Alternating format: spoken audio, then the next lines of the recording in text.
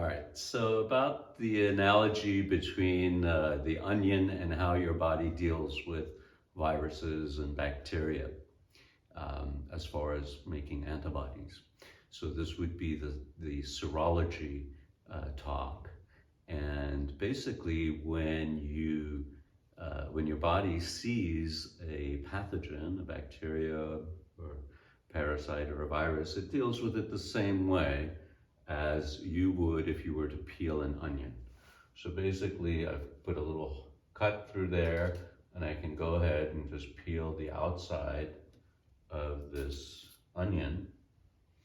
And in the case of, say, COVID-19, this would be the layer, the outer layer that contains the spike protein. And so the first thing that your body sees when you contract COVID-19 is the outer layer. And the first set of antibodies that would be formed would be against the spike protein. Now for Epstein Barr, we don't have the ability to detect, at least commercially, the receptors on the outside. So the earliest antibody that we form is against the first inner layer of the virus. And this would be the early antigen, which are some enzymes that Epstein Barr uses to propagate itself. And so the early antigen is the earliest antibody that we produce. Subsequent to that, we get down to the viral capsid, the home of the DNA or the RNA that's sitting in the virus.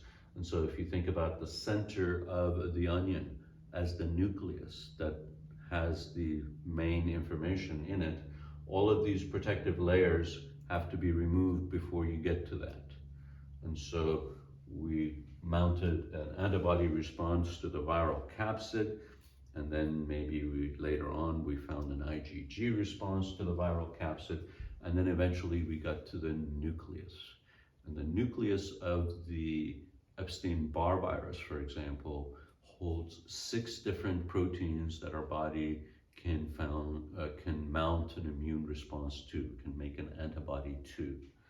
And in different conditions, you may or may not develop all of those antibodies.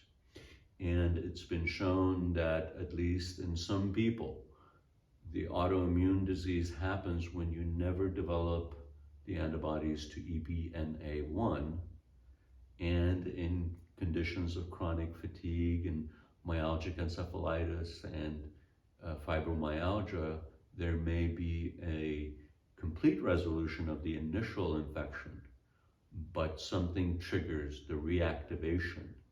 And the nucleoprotein number 6 is actually probably the most important one in that scenario where people are getting reactivation of Epstein Barr.